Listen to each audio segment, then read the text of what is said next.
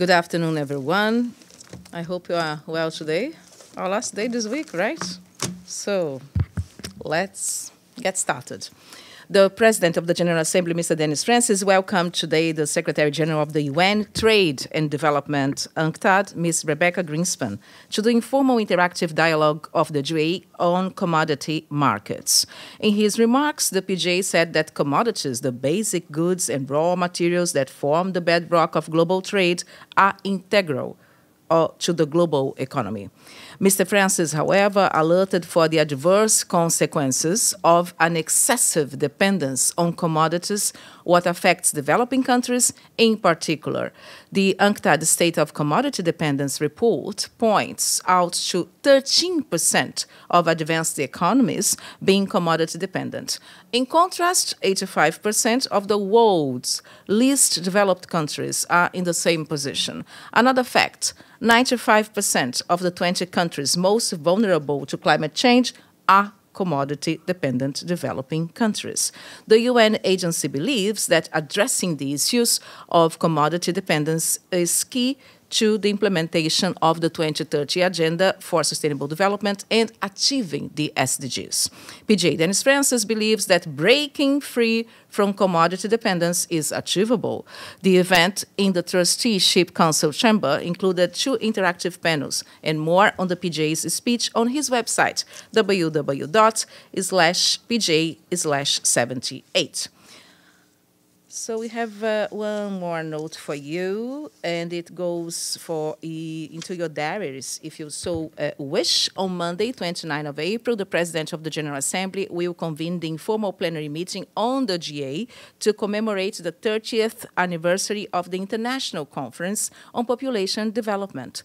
In a letter to member states, the PGA informed that the time limit for statements will be 3 minutes for individual delegations and 5 minutes for statements made on behalf of a group of states. The event will take place at the General Assembly Hall from 3 p.m. to 6 p.m.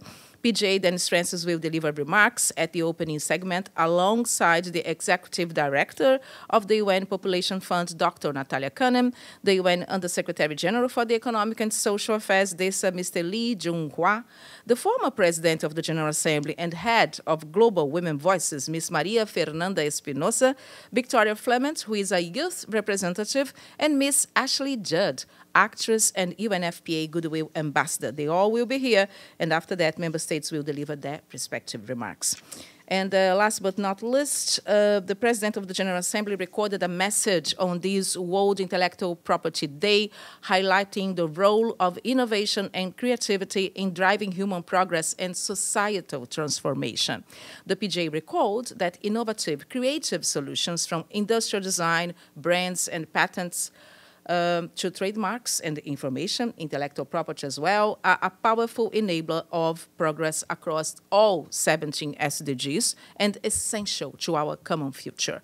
Mr. Francis believes that now is the time to act decisively to close the gaps, to unleash the ingenuity of all inventors and creators in all corners of the world, and to build a sustainable future for all. And more on this message on his YouTube channel, youtube.com. /@UNPJ78, you know by now. And this is everything you have for today. So do you have anything else? Okay, I have Deji, Edith, and then, of course, Stefano. Deji, go ahead. Okay, Monica. Do you have any new update on the ESS, the date and maybe outcome? Yes. So thank you for asking this question.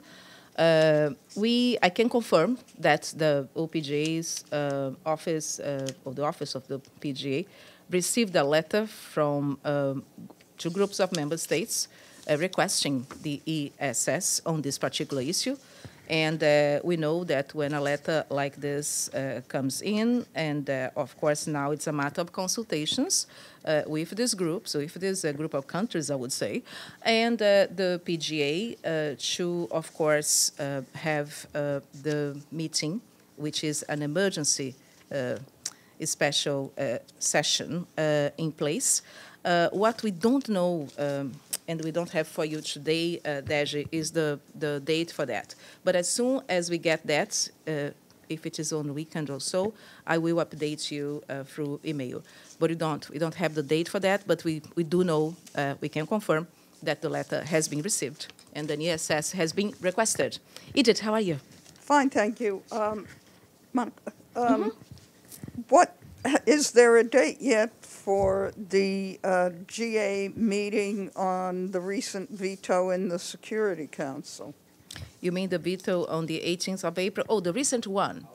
The recent one. No, the meeting will have to take place in 10 working days, but we don't have a date to announce. I have that in mind as well. Yes, thanks. Thank you. Hey, how are you, Alan? But I think I have Stefano before you. Okay, Stefano, go ahead. It's fine. It's fine? Okay, yeah. Alan, by alphabetical order. Let's go. Okay. As you wish. Thank you. I have a short follow-up on the ESS. Could you please announce what's the particular topic of the ESS? Is that the assertion of Palestine to the UN membership? Or yes, what? That's correct. The Palestine Question, the Middle East, yes, absolutely. And it's related to the veto of the 18th of April. You are spot on. Stefano, go ahead.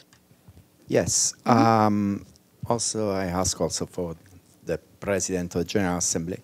The Special Rapporteur, Irene Khan, said that freedom of expression in American campus universities is in danger, basically. Does he think that this is the situation, that the freedom of expression at the moment is jeopardized in those campus? And if he receives an invitation by those students that are protesting here in the city, Columbia, NYU, or even the public university of City University, will he be willing to go and visit and see what they have to say? Thank you so much. I appreciate your question. You know, there are lots of elements there. Let's start with the latter, shall we? The president is very grateful for all the invitations that he has been receiving.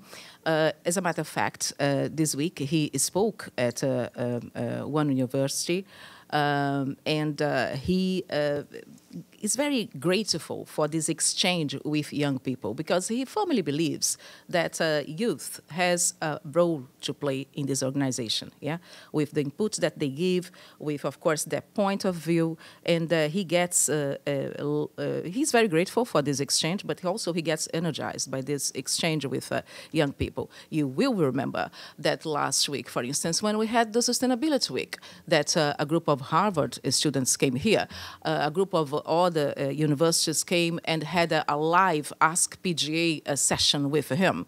And he takes the time to read these questions and to listen to them. The President of the General Assembly, Mr. Dennis Francis, is also a very good listener, I have to say. When it comes to freedom of expression is important everywhere in the world, and not only in American universities or in the United States, everywhere. And that also is, I would say, intertwined with the skill of listening, because it's not only protesting and going ahead and put across our point of view, our expressions, but also listen to the other interlocutors that may have different opinions from you.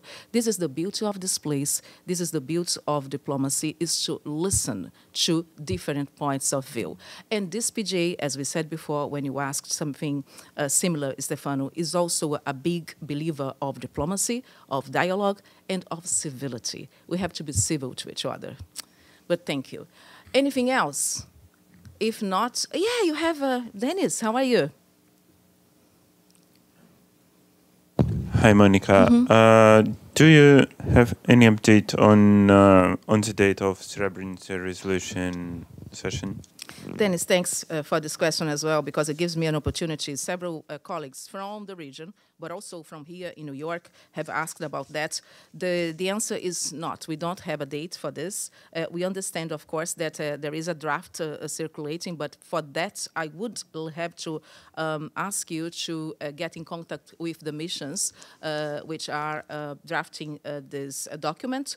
And as soon as we have a date for this to go to the General Assembly Hall, I will bring it to you. Okay, so keep an eye on your emails, I would say, even over the weekend. Thank you so much. I see you on Monday. Thanks.